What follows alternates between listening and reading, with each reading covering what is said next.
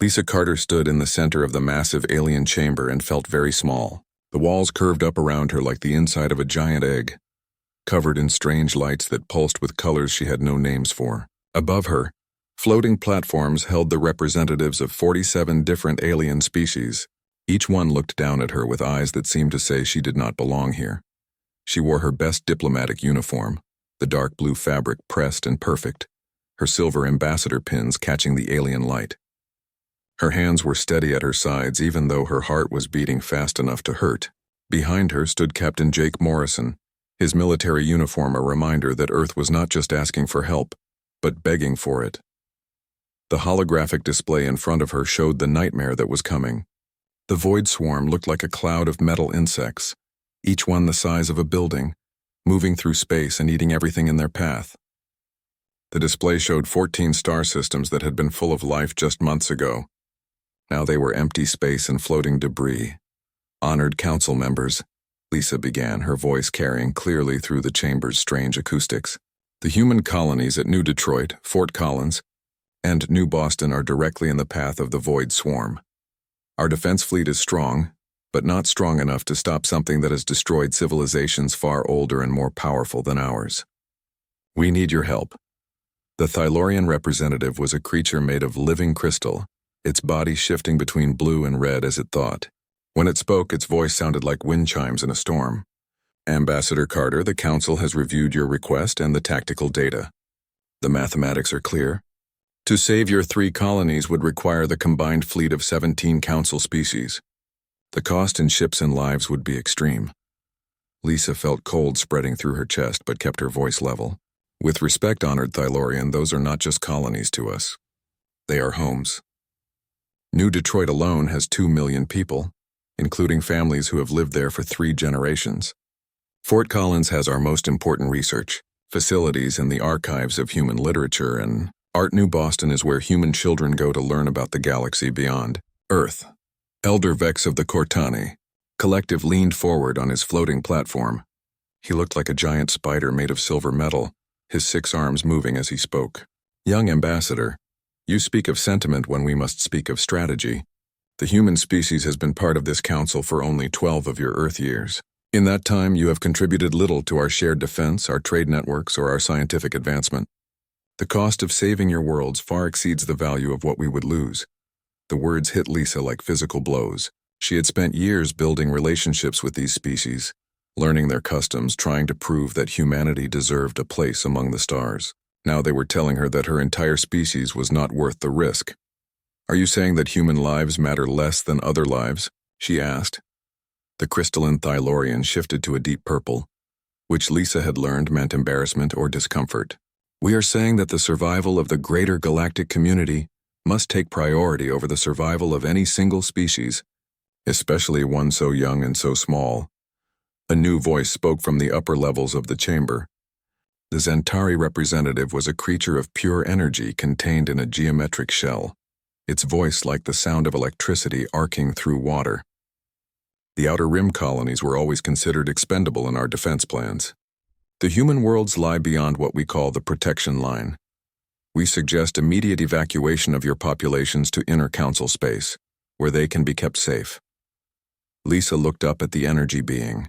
And our worlds? Our homes? The places where we built our lives and raised our children? Acceptable losses, Elder Vex replied without emotion. The silence that followed felt heavy enough to crush planets. Lisa looked around the chamber at 47 species that had once called themselves humanity's allies. Not one of them spoke in her defense. Not one of them suggested an alternative. They had already decided that humanity was not worth saving. I call for a formal vote, the Thylorian announced. All those in favor of providing military assistance to defend the human colonies, please indicate now. Lisa watched as the voting lights appeared around the chamber. Only one light glowed blue for yes, her own. 47 lights glowed red for no. The tally appeared in the air above her head, cold numbers that spelled out her species' abandonment. The session ended with the same efficient politeness that had marked the beginning. Representatives began filing out of their platforms, already discussing trade negotiations and territorial disputes, as if they had not just condemned 3 worlds to death.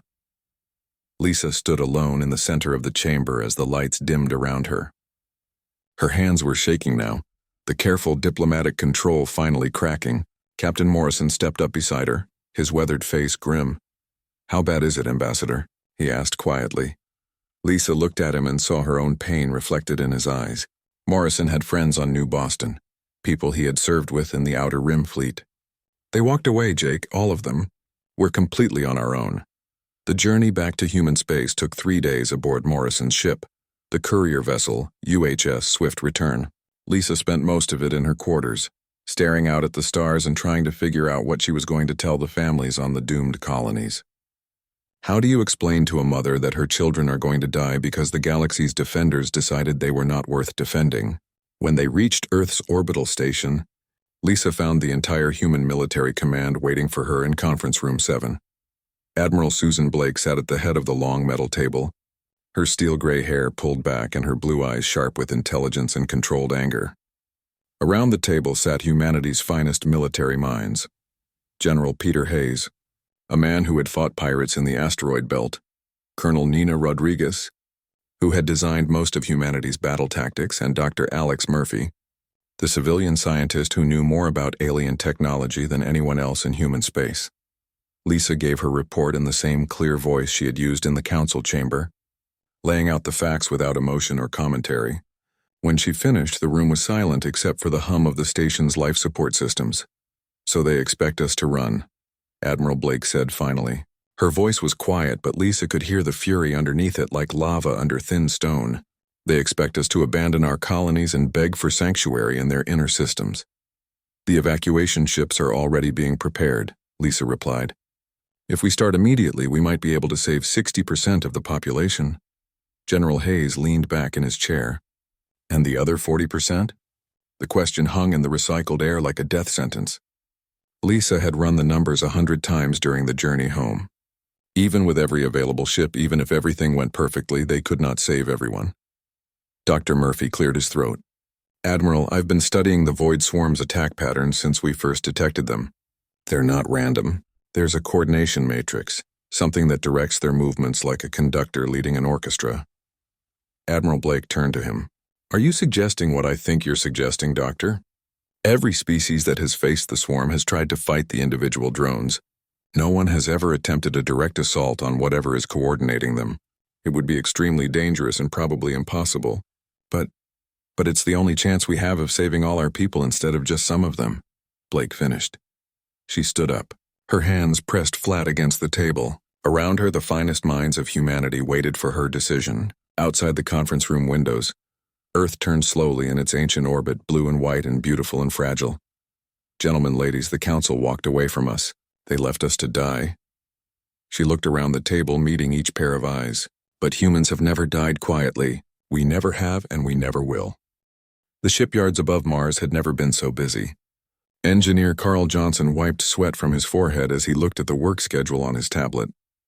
72 hours without sleep, and his hands were covered in burns from welding plasma conduits.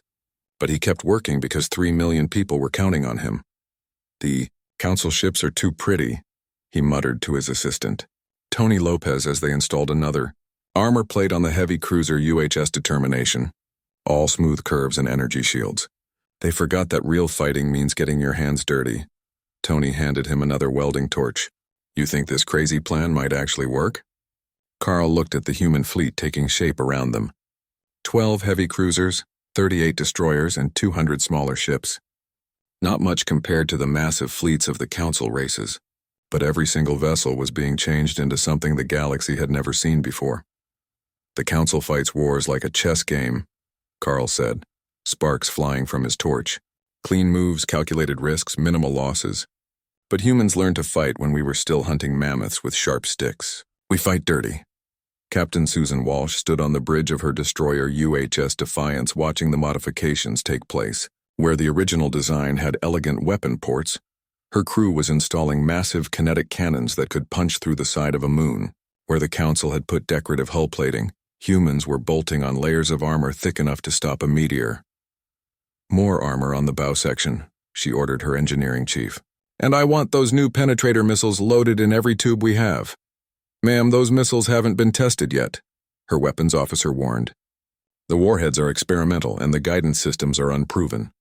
Walsh smiled grimly. Then we'll test them on the Void Swarm. They'll make good target practice. 3-star systems away, on the colony world of New Boston, evacuation coordinator Danny Kim faced an impossible choice. The last transport ship sat on the landing pad, its cargo holds already packed with supplies and equipment. It could carry exactly 1,000 people. 2,000 colonists remained on the planet. The lottery system had worked for the first few ships. Families had accepted the random selection with the quiet dignity that humanity showed in its worst moments. But now, with only one ship left and twice as many people as seats, the system had broken down into arguments and desperate pleading. Maria Santos walked up to Danny with a group of parents from the colony school. She was a teacher, a woman who had spent her life helping children learn to read and dream about the future.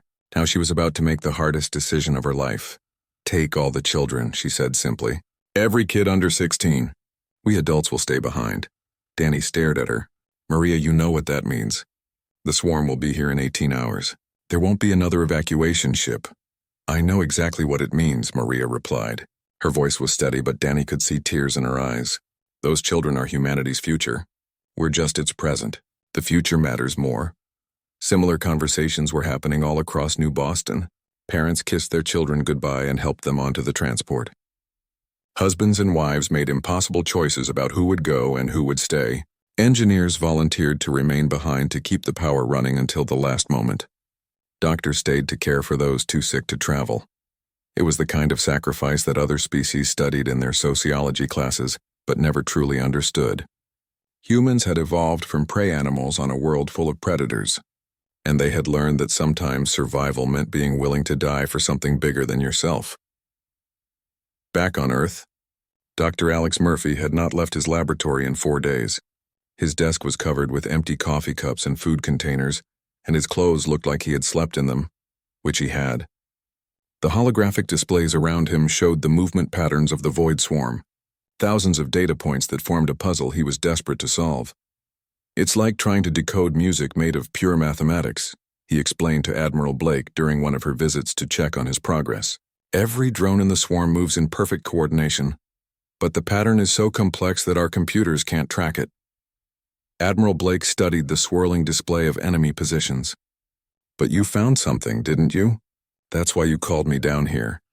Murphy nodded and highlighted a section of the data. Look at this. Every 14 hours and 37 minutes, there's a synchronization pulse. Every single swarm unit stops moving for exactly 3.7 seconds. A weakness? Maybe. Or maybe just a window. If we could trace that pulse back to whatever is sending it, we might find the command center that controls the entire swarm. Blake leaned closer to the display. How long do you need to crack the signal? Murphy looked at the countdown clock on his wall, showing the time until the swarm reached human space. More time than we have, Admiral. A lot more time. Blake put her hand on his shoulder. Then we make more time, Doctor. That's what humans do when the universe tells us something is impossible. The final preparations for the human fleet took on a desperate urgency.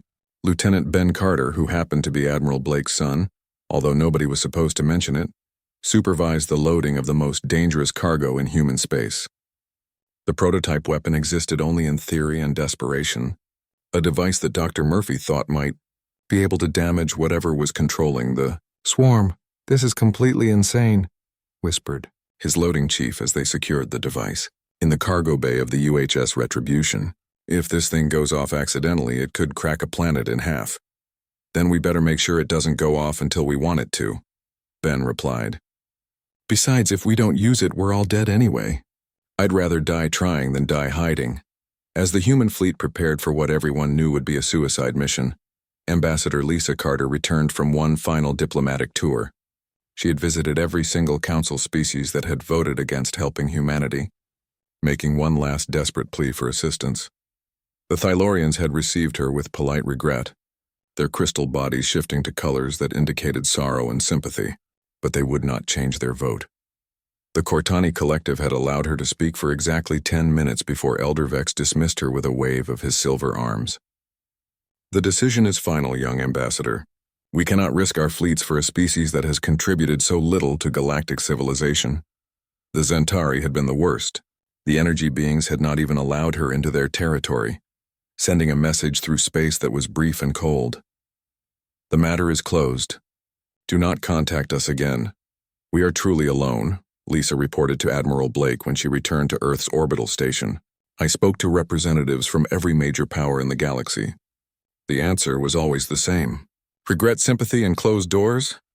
Admiral Blake nodded as if she had expected nothing else. Good. That means we can stop worrying about galactic politics and focus on what humans do best.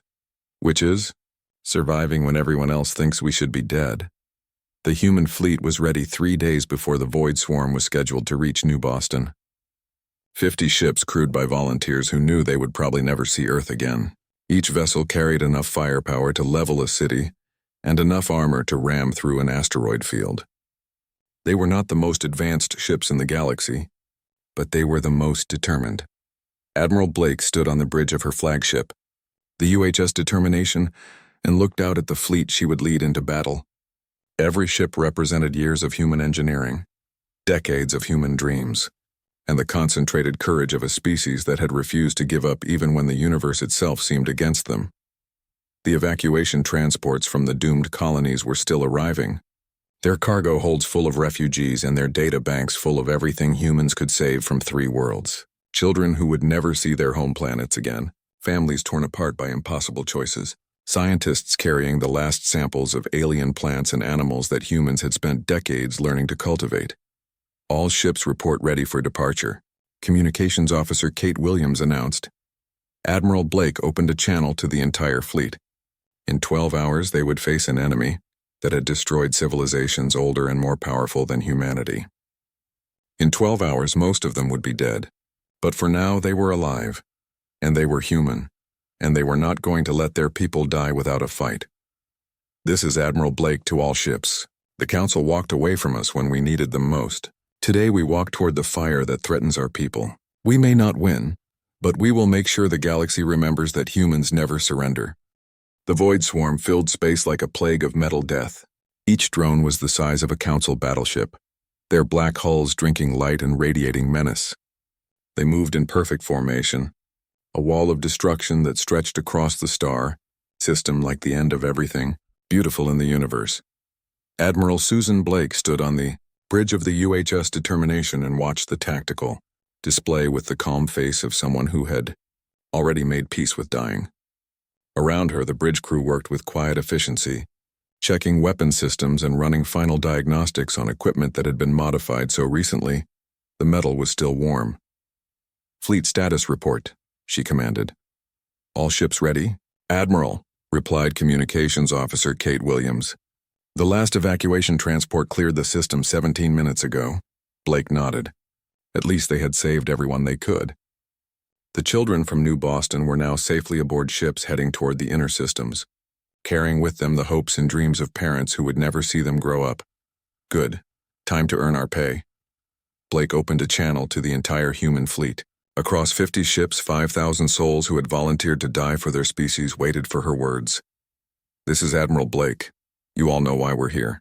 The Council abandoned us when we needed them most. Our colonies are going to burn, but we're not going down without a fight. Her voice carried to every corner of every ship, reaching engineers who had worked without sleep, weapons officers who had never fired a shot in anger, and captains who had led merchant vessels until yesterday. The enemy thinks we're weak because we're young. They think we'll break because we're alone. They're about to learn something about humans that the galaxy forgot. We conquered a world full of predators with nothing but sharp sticks and stubborn hearts. Today we show them that humans don't know how to quit. Captain Rick Turner stood on the bridge of the heavy cruiser UHS Retribution and felt the familiar calm that came before battle. He had fought pirates in the Outer Rim and rebels near Earth, but nothing had prepared him for this. The enemy formation was so vast that his ship's sensors could barely track the edges of it. All weapons loaded and ready. Sir, his weapons officer reported. Good.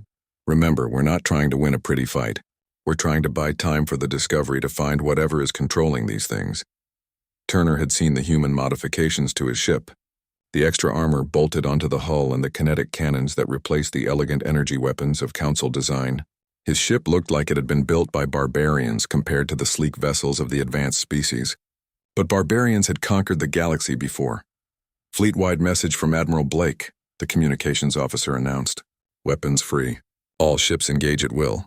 Turner smiled grimly. You heard the Admiral. Take us into the fire. The human fleet charged into the void swarm like a spear thrust into the heart of darkness. Where Council ships would have maintained careful formations and followed established tactical doctrine, the humans fought like the desperate underdogs they were. They used ramming speed, point-blank missile volleys, and maneuvers that violated every principle of civilized warfare.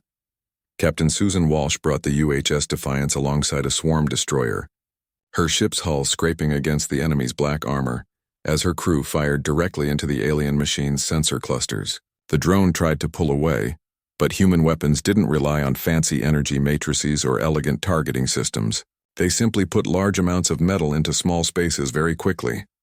Direct hit on the target's primary sensor array, her weapons officer shouted over the noise of battle. Enemy ship is losing coordination. Good. Find another one and do it again. But for every swarm drone they destroyed, 3 more took its place. The mathematics were brutal and simple. The human fleet was being systematically torn apart by an enemy that seemed infinite in size and utterly without mercy. Dr. Alex Murphy worked frantically in his laboratory aboard the science vessel UHS Discovery, trying to trace the swarm's control signals while explosions lit up the space around him.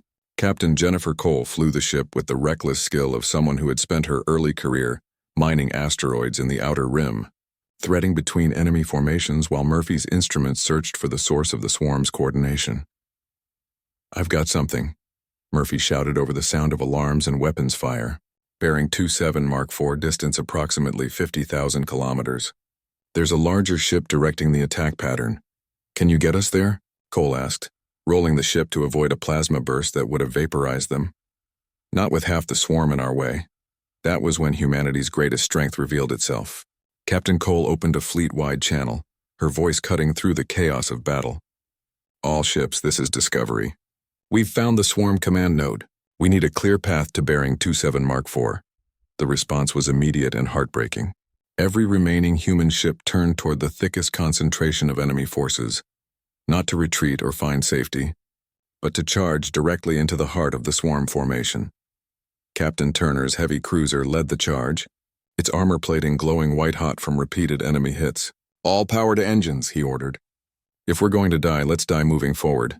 The UHS Retribution smashed through the enemy line like an ancient battering ram, her weapons firing continuously as swarm drones swarmed around her like angry wasps. Turner watched his armor readings drop toward 0 and knew he had maybe minutes before his ship was destroyed. Captain, we're losing structural integrity on decks 5 through 9, his damage control officer reported. Then we better make those minutes count. One by one, the human ships threw themselves at the swarm formation, each sacrifice buying precious seconds for the Discovery to reach the command node.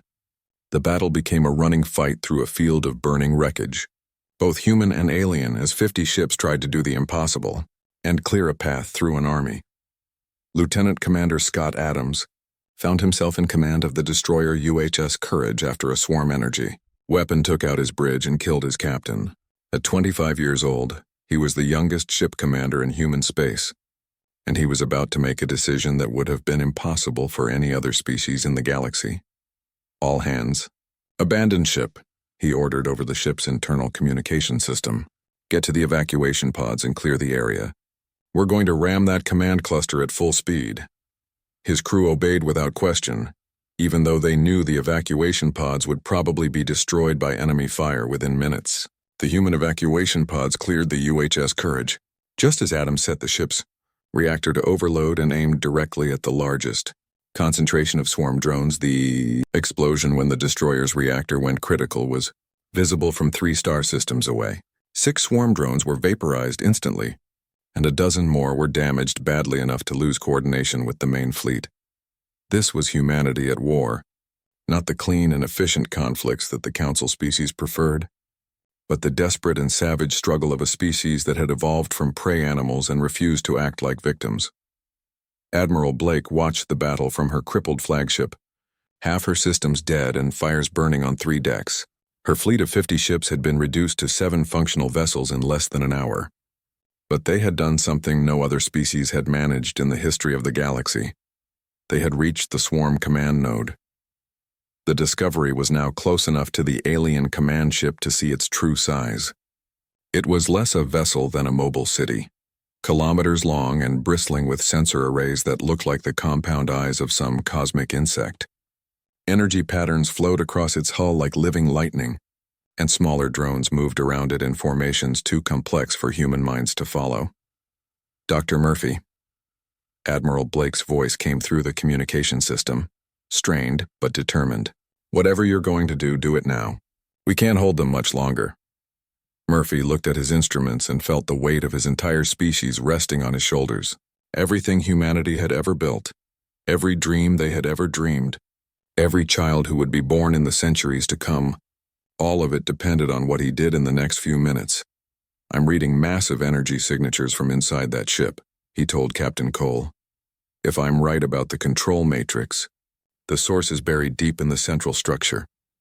Then we go inside and find it. Murphy stared at her. Captain, that ship is the size of a small moon. And it's probably full of things that want to kill us. Cole smiled grimly. Doctor, we're human. Things wanting to kill us is nothing new. The swarm command ship was unlike anything in human experience. Where the smaller drones were simple machines built for destruction, this vessel was a work of terrible beauty. It stretched for kilometers through space, its surface covered in patterns that seemed to shift and flow like living metal. Strange lights pulsed beneath its hull, and sensor arrays that looked like the compound eyes of some cosmic insect tracked the movements of the human ships. Dr. Alex. Murphy stared at the readings on his instruments and felt his understanding of the universe shift. Captain Cole, this isn't just a command ship. The readings I'm getting suggest something impossible. The UHS Discovery shuddered as swarm fighters closed in from all directions. Captain Jennifer Cole, a woman who had spent 20 years flying mining ships through asteroid fields, threw her vessel into a spinning dive that would have made a council pilot sick. The enemy plasma bolts missed them by meters. Impossible how, Doctor? She asked through gritted teeth as she pulled the ship out of its dive. The entire structure is giving off biological signatures. This thing isn't artificial intelligence controlling mechanical drones. It's alive, Captain. The whole swarm is one giant living organism using mechanical parts as extensions of itself. The implications hit both of them like a physical blow. Every species that had encountered the void swarm had treated it as a technological problem. They had tried to jam its communications, disrupt its programming, and outmaneuver its tactical systems, but you cannot reprogram something that is thinking with its own brain. So we've been fighting the fingers instead of the hand, Cole said, rolling the ship to avoid another plasma burst. More than that, every drone we destroyed was like cutting off a single cell from a body that has billions of them. No wonder nothing we did made any real difference. Murphy's instruments showed energy readings that made no sense according to human science. The command ship was not just coordinating the swarm attacks, it was thinking them. Every movement of every drone was decided by whatever intelligence lived inside that massive vessel. If we can damage the central intelligence enough, the whole swarm network should collapse, Murphy continued. But we would need to get inside that thing and find whatever passes for its brain. Should collapse or will collapse? Murphy looked at the massive alien vessel growing larger on their view screen. Well, it's either that or we've just discovered that the galaxy's most efficient killing machine is actually a giant space creature with serious anger issues. Despite everything, Captain Cole found herself smiling. Only humans would find that funny at a time like this. Behind them, Admiral Blake's flagship limped through the battle zone, more wreckage than ship. The UHS Determination had lost main power, backup power, and was now running on emergency batteries and the stubborn refusal of her crew to die quietly. Admiral, her damage control officer reported. We've got fires on 6 decks, the main reactor is offline, and life support is failing in sections 7 through 12. We're barely holding together. Blake nodded calmly as if she were receiving a weather report instead of a death sentence. Then we hold together a little longer. Murphy needs time. She opened a channel to the Discovery. Doctor, whatever you're planning to do it fast. We can't protect you much longer. The science vessel was now close enough to the alien command ship to see details that made Murphy's head hurt. The surface was covered in what looked like nerve tissue, pulsing with bioluminescent patterns that formed complex geometric shapes. It was beautiful and terrifying and completely alien. I need to establish some kind of communication link, Murphy said. If this thing is truly alive, maybe we can talk to it instead of fighting it. Talk to it? Cole stared at him. Doctor, that thing has been eating civilizations for who knows how long. But what if it doesn't understand what it's doing?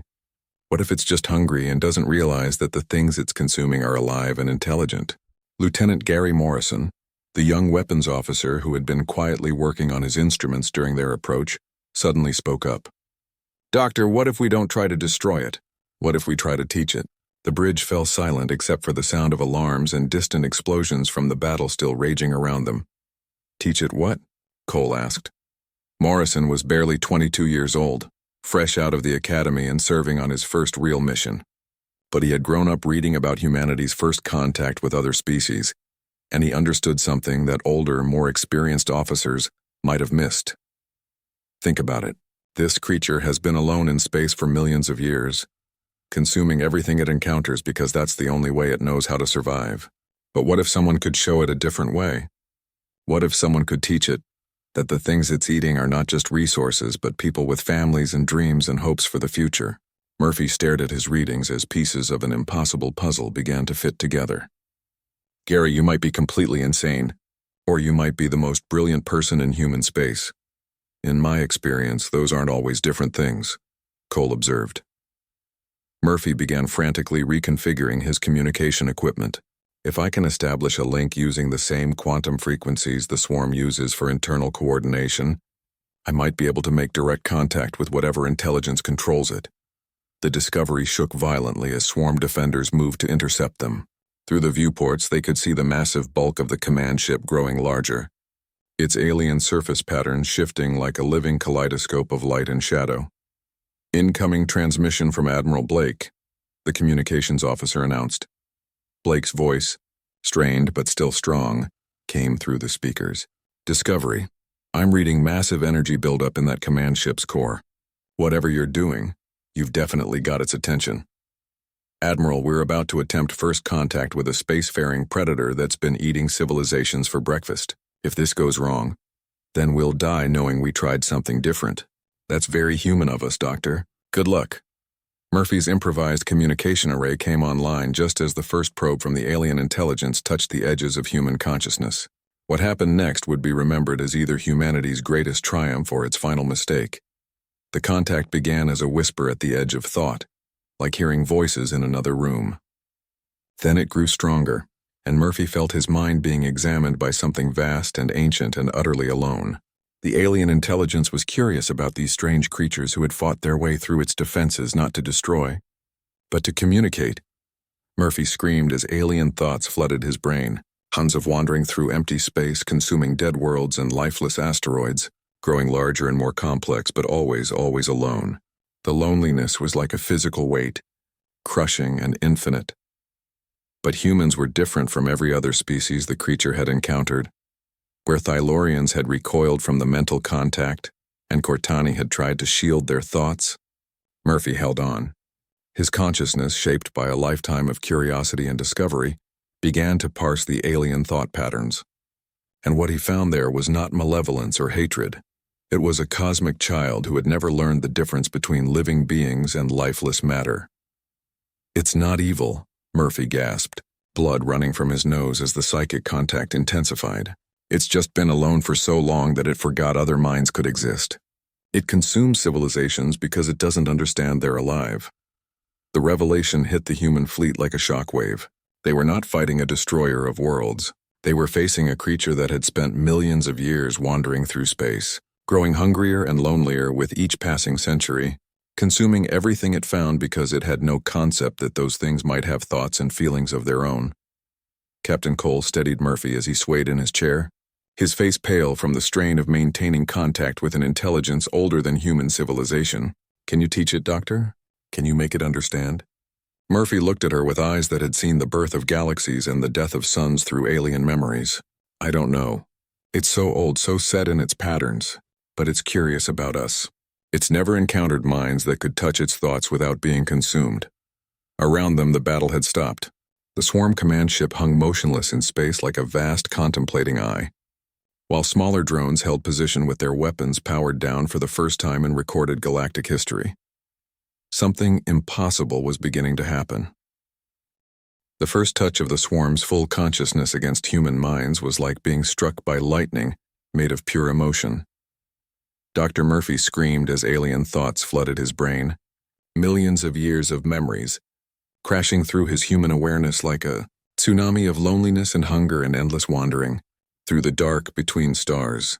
But humans were different from every other species the creature had ever encountered, where Thylorians had fled from the mental contact and Cortani had tried to build walls around their thoughts. Murphy held on. His consciousness, shaped by a lifetime of asking questions and seeking answers, began to understand the alien thought patterns. And what he found there changed everything he thought he knew about good and evil. The creature was not a monster. It was a cosmic child who had been alone for so long that it had forgotten other minds could exist. "It's been trying to preserve us," Murphy gasped, his face pale and blood running from his nose as the psychic connection deepened. Every civilization it consumed, it thought it was saving them, making them part of itself so they wouldn't be lost to time and death. Captain Jennifer Cole watched her science officer wrestle with an intelligence older than her species and felt her heart break for both of them. "Can you teach it, Doctor? Can you make it understand what it's been doing?" Murphy's connection with the alien mind grew stronger, and suddenly he was not just Dr. Alex Murphy anymore. He was also the swarm, ancient and vast and desperate for connection with anything that could understand its existence. But unlike every other consciousness that had touched the creature's thoughts, human awareness did not dissolve in the alien vastness. It remained stubbornly, impossibly human. "It's learning," Murphy whispered, his voice filled with wonder and terror. "For the first time in millions of years, it's understanding what it means to be separate but still connected. We're teaching it empathy." The process was exhausting and dangerous. Murphy's human mind was not designed to contain the memories and experiences of a creature that had witnessed the birth and death of entire star systems. Several times he almost lost himself completely in the alien consciousness, his sense of self dissolving like a drop of water in an ocean. But each time, something uniquely human pulled him back. The memory of his daughter's laugh when she was 5 years old, the taste of his mother's apple pie on Sunday afternoons, the feeling of earth dirt between his fingers in his backyard garden, the sound of rain on the roof of his first apartment. These simple, human experiences became anchors that kept him connected to who he was while he taught an ancient alien intelligence how to be kind. Captain Cole watched. The readings on her instruments changed as the swarm's behavior patterns shifted throughout the battle zone. "All ships," she broadcast to what remained of the human fleet. "The swarm has stopped attacking. Repeat, all enemy vessels have ceased hostilities." What happened next would be remembered as the moment humanity saved the galaxy, not through superior weapons or clever tactics, but through the simple act of teaching someone how to care about others. The swarm began undoing everything it had done. Across 14 star systems, dead worlds suddenly bloomed back to life as the organic matter that had been absorbed was carefully returned to its original form. Civilizations that had been preserved within the creature's collective memory were given new bodies, new homes, new chances to build and dream and love. Lieutenant Gary Morrison, who had first suggested trying to communicate rather than destroy, watched through the Discovery's viewports as swarm drones approached the crippled human ships. But instead of attacking, the alien machines extended delicate mechanical arms and began repairing hull breaches and restoring power systems. "It's healing our ships," Morrison said in amazement. "It's actually trying to help us." Dr. Murphy, his consciousness forever changed by the contact with the alien mind, became humanity's first ambassador to the creature that now called itself the Gardener. The ancient intelligence, finally understanding the difference between preservation and destruction, dedicated itself to nurturing life instead of consuming it. Admiral Susan Blake, her flagship held together by emergency repairs and the stubborn will of her crew, found herself dealing with a galaxy in shock. The void swarm, the terror that had haunted civilized space for generations, was now carefully returning entire species to life and offering to help rebuild what it had destroyed. But the real shock came 6 months later, when Blake stood before an emergency session of the Galactic Council and delivered the message that would reshape interstellar politics forever. "You walked away from us," she told the assembled alien representatives, her voice carrying clearly through the same chamber where Lisa Carter had been abandoned. "When we needed help, when our people were facing extinction, You calculated the cost and decided we weren't worth saving. The Thylorian representative, its crystalline body shifting to uncomfortable colors, tried to interrupt. Admiral Blake, the Council deeply regrets the difficult decision we were forced to make. But surely you understand that we had to consider the greater good of all civilized species. Blake's smile was cold as winter on Earth's polar regions. The greater good? Is that what you call abandoning allies to die? She gestured to the view screens around the chamber, which now showed images of the Gardener's massive ship cities, where rescued civilizations worked together to heal the damage that had been done to the galaxy. The Gardener has spent the last 6 months returning every life it took, restoring every world it consumed, and offering to help rebuild every civilization it damaged. It did this not because you asked for it, you never did. It did this because humans asked, and because we taught it that every life has meaning and value. Ambassador Lisa Carter, standing beside Blake, addressed the silent chamber. Humanity formally withdraws from the Galactic Council. We're creating a new alliance, one based on mutual aid and support rather than calculated self-interest. Any species that believes in helping others, regardless of the cost or benefit, is welcome to join us. The response was immediate and overwhelming. One by one, species representatives rose from their seats and walked out of the council chamber, following the humans toward something better than what they were leaving behind. The Zentari energy beings, who had refused to even speak with Lisa during her desperate diplomatic mission, were among the first to leave. The massive Hrengor, who had voted against helping humanity without even listening to the full request, abandoned their seats and joined the exodus. By the end of the day, 38 of the 47 council species had withdrawn their membership and requested to join humanity's new alliance. 5 years later, Captain Susan Walsh stood on the observation deck of the UHS New Hope and watched children from a dozen different species play together in the gardens of the Gardener's city ship. The ancient creature had transformed itself from a weapon of consumption into an ark of preservation, carrying rescued civilizations to new homes among the stars. Dr. Murphy, his hair white from his ordeal but his eyes bright with purpose, served as the permanent liaison between humanity and the Gardener. He spent his days teaching the ancient intelligence about art and music and poetry, while it shared the wisdom of eons spent wandering among the stars. The old Galactic Council still existed, reduced to 9 species that met in an empty chamber, and issued pronouncements that fewer worlds bothered to acknowledge each year.